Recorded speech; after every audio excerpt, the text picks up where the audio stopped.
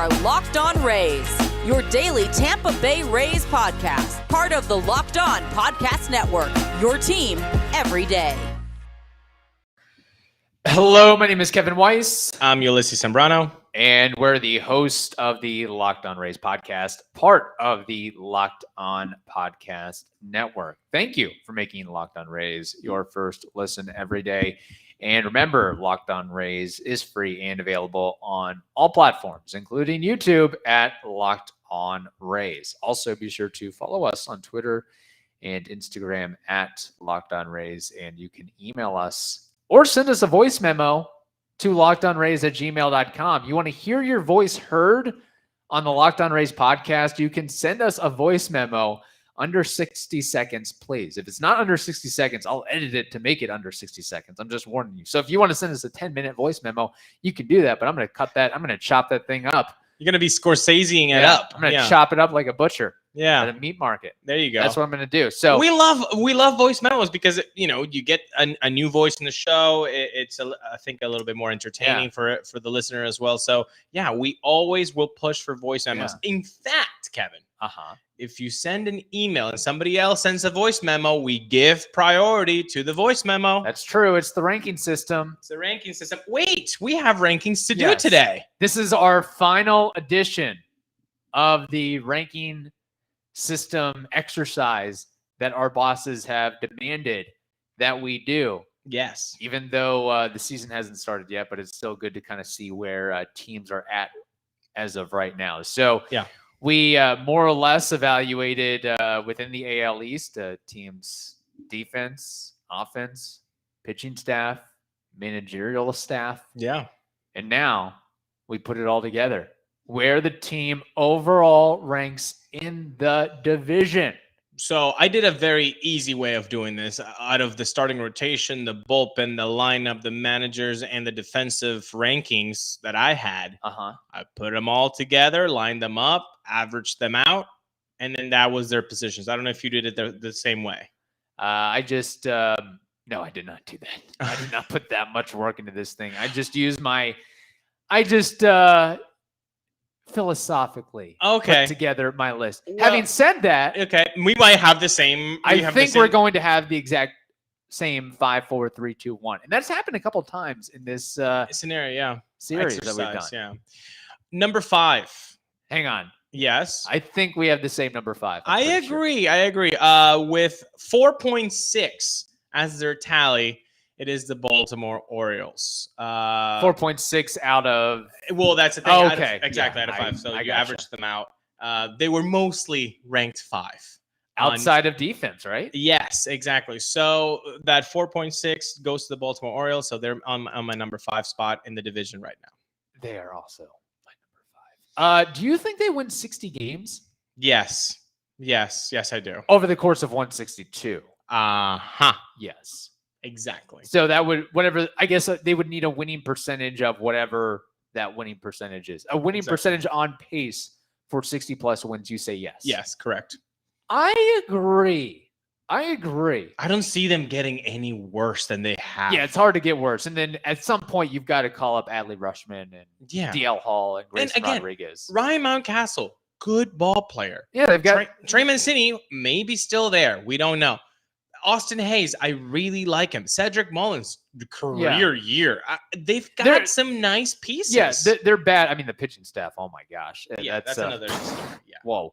But, they're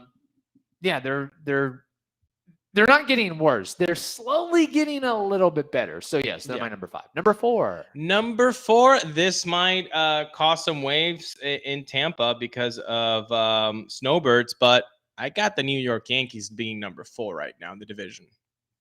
If I tally the numbers up, which I did, New York is at a 3.6.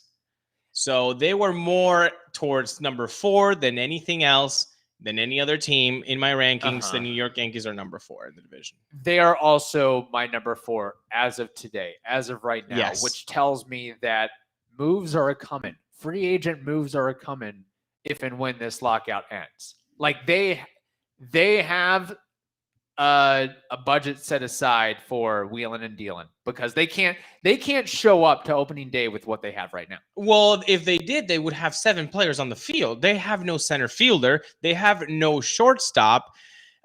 Like I said in the defensive, ranking episode, DJ LeMahieu is not a third baseman every day. Geyer. Right. Who's playing first base? Are they getting back Anthony Rizzo? Is Luke Voigt going to be traded? Gary Sanchez, is that still happening behind the dish, even though your ace doesn't want him in the one and die game?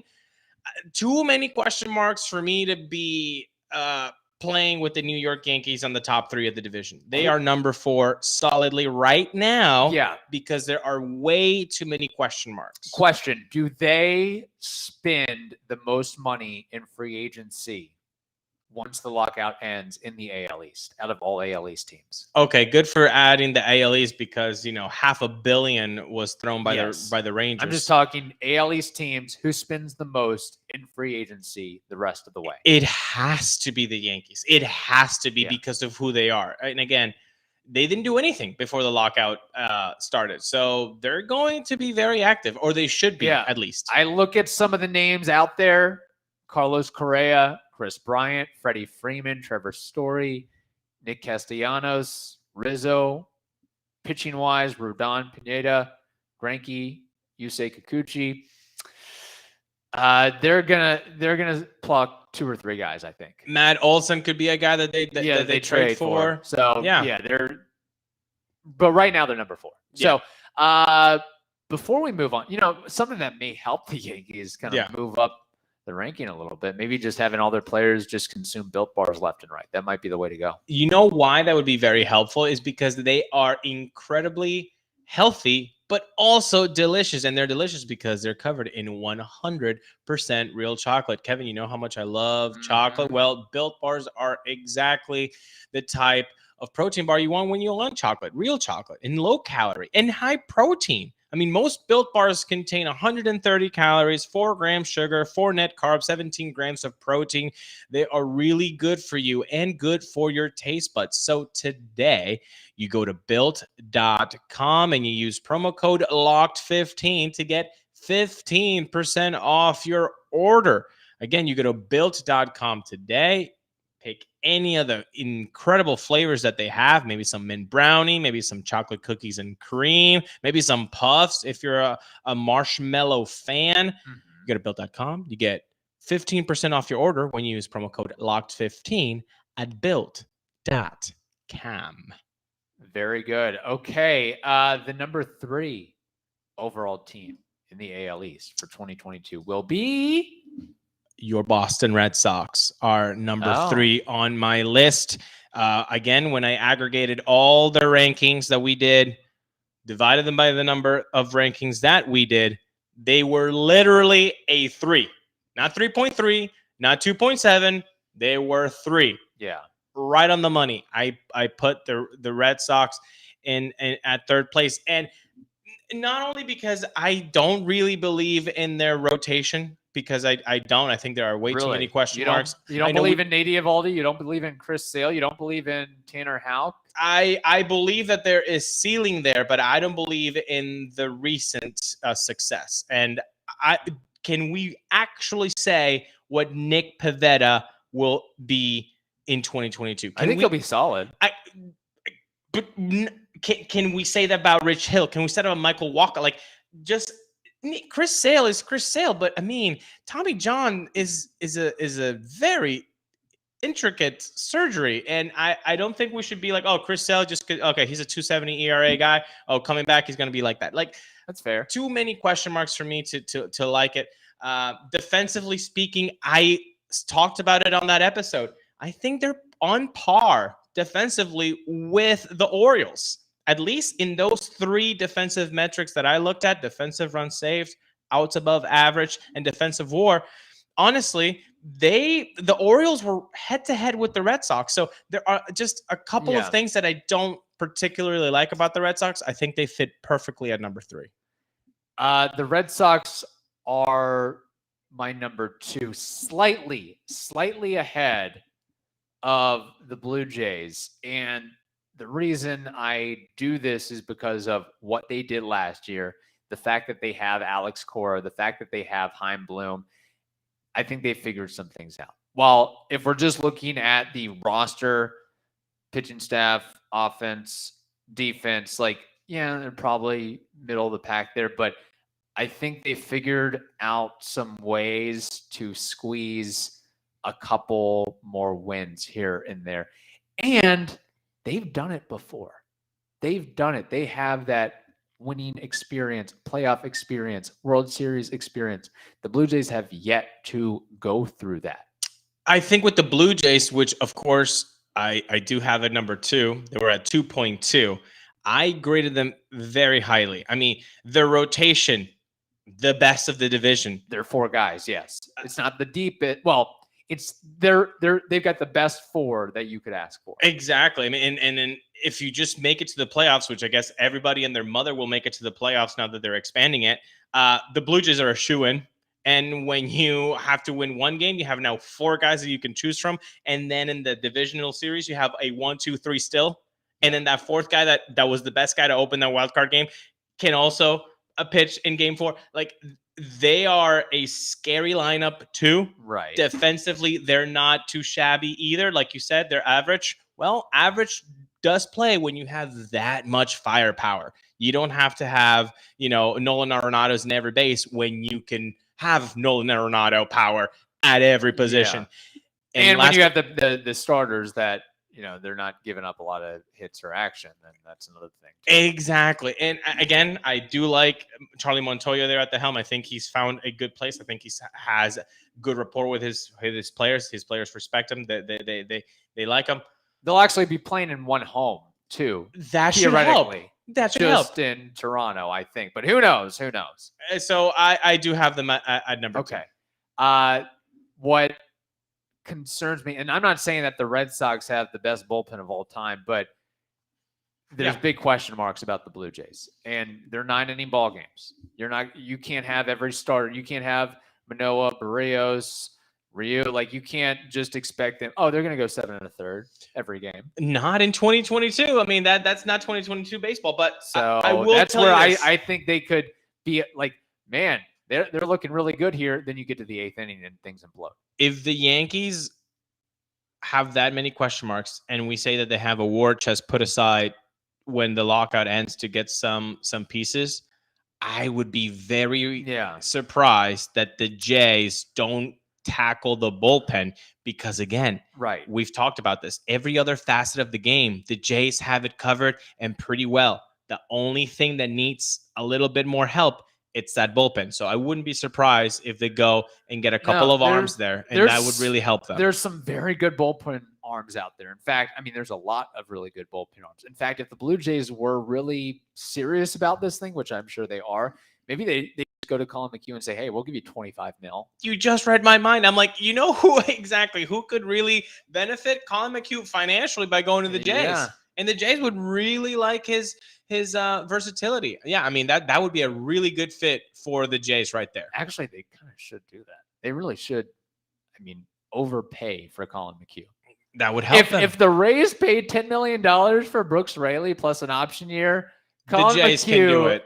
It should be, the market should be thriving for Colin McHugh types out there. So, yeah. All right, that leads us to numero uno. Numero uno. Who else but?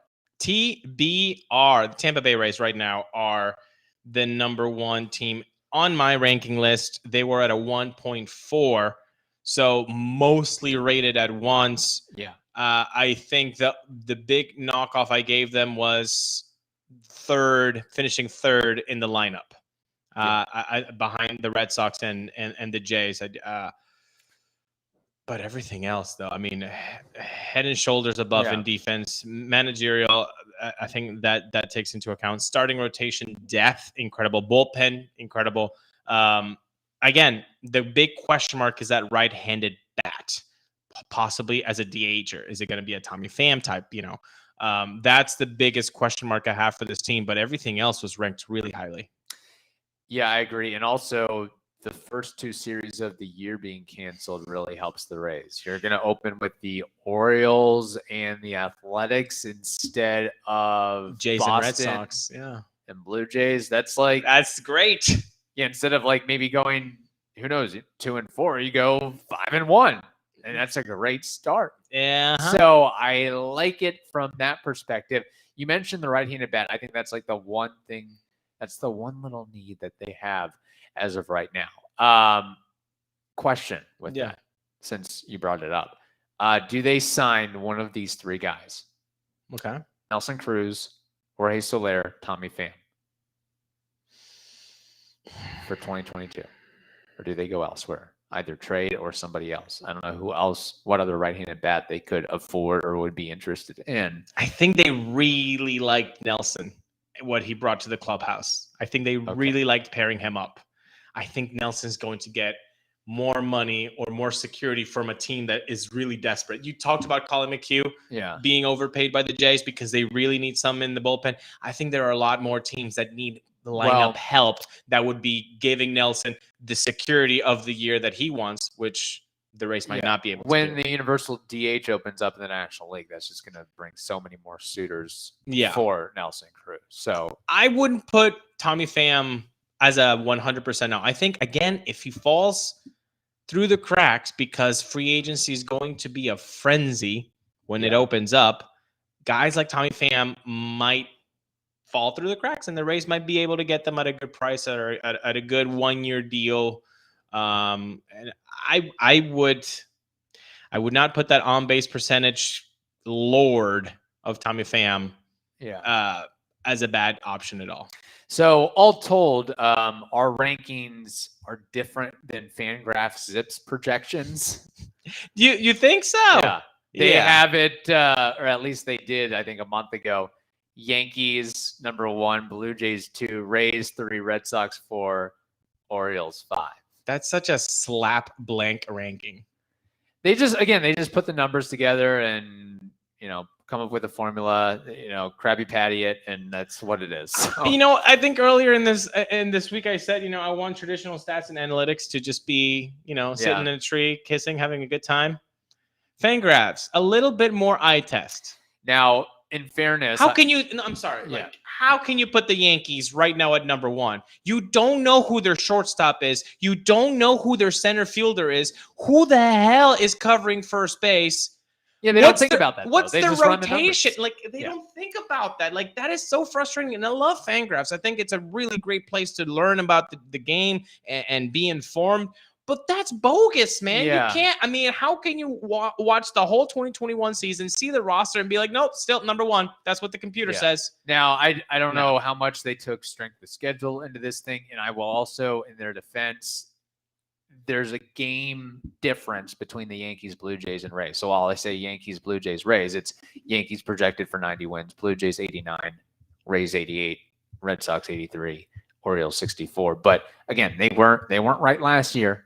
And I don't think they're going to be right this year unless, and again, this is before they're not even introducing the odds of we're going to throw Carlos Correa on the Yankees. They very well, but even then, dude, it's a 12-win drawback from the Rays. What? Yeah. What? Yeah. Question with this though. I lost my train of thought for a second, but I did have a point here. Oh, well. No, I've got to come up with this point. Oh, here we go. Okay. Do you think the standings by the end of the year will somewhat mirror what they were last year in the sense of maybe not the Yankees as of right now, but when they make additions, if and when they make additions, but the Yankees, Blue Jays, Red Sox, they're going to be on pace for 90, 91, 92. They're going to be bottled up, and then the Rays are a couple games ahead, or you're going to have all those 4 teams. It's going to be a battle. It's going to be a grind to the end, or there's going to be one separator.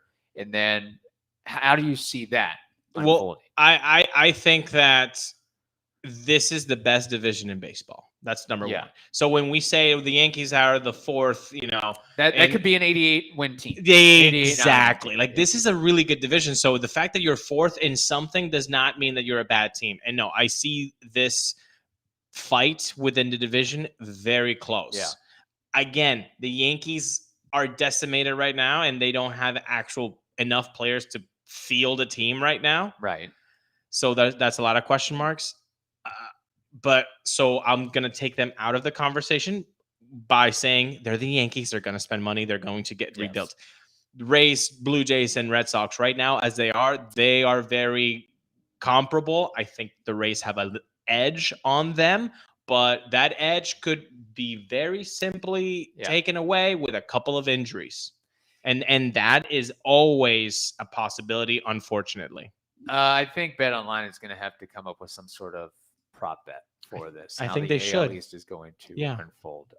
Speaking of BetOnline, we've told you this before. They are the best spot for all your sports scores, podcast, and news this season. And it's not just basketball that they've got deals for. BetOnline.net is your source for hockey, boxing, UFC odds, right up to the Olympic coverage and information. So be sure to head over to their website today or use that mobile device of yours to learn more about the trends and action. BetOnline, it is where the game starts. All right, Ulises. We had baseball trivia last week. Yeah. This week, we have Name That War action. Okay. And my player for you. Okay. I think he didn't play in the National League for his entire career, but mostly a National League player. Oh, boy. An outfielder. And I'm just going to give a little hint here. An underrated outfielder. Okay. When all is said and done. Brian Giles. What is Brian Giles' career WAR according to Baseball Reference? That's stupid. Oh my God. Brian Giles. I haven't heard of him in forever. Brian Giles. Okay, let's do some math, people. Let's do some math. Do some mathy math. So I'm going to say he played around 15 years. Okay. 5 years, which were quality. So that gives me 15. That gives me 10 times 2. That's 20. That'd be a 35-4, but 32 WAR. Is that your final answer? It's my final answer. How many All-Star appearances do you think he made? 3. You're very close. He made 2 All-Star appearances. Okay. I'm just bringing up some context. Cool. 2-time All-Star. And again, he played for Cleveland. He played for Pittsburgh. He played for San Diego. That's why he doesn't get the respect he deserves, because his career WAR is, you're not going to believe this. Okay. 51.1. Wow. I had 35 and I went 32. Yeah. I underrated him. Wow. 51. Give me the slash line. Yeah. 15-year career. You were right on that. His slash line, career slash line, 291 batting average. Okay. 400 on base percentage, 502 slug, 902 OPS, 137 OPS plus for his career. He never struck out more than 80 times in a season. He was an unbelievable ball player. And he had, Fangraphs did an article on him not too long ago. He basically had a better career than Don Mattingly. How many home runs did he have? Do you have that? 287. 287 home runs, 411 doubles, 55 triples. So there was a stretch where he had 39 home runs, then 35, then 37, then 38. And then he, for the most part, kind of hovered around the 17 to 23 mark. But he had a 4-year run there where he was bopping them out of there. But very interesting. And, the Padres, was it Petco Park, you think, by then? But if it was, that's a very big park. Right. Maybe which makes sense why he'd get 40 doubles and only 12 home runs. Uh-huh. No, that's very interesting. Wow, Brian Giles, very, very underrated. 51 WAR. You never hear about him You never ever. hear And about those Brian Giles. 291 average, 400 on base, 500 something slug, and 505. I mean, It's kind of the Bobby Abreu effect. Yes, exactly. No, this is 109 stolen bases for his career too. 100 exact. So fleet of foot. Yeah.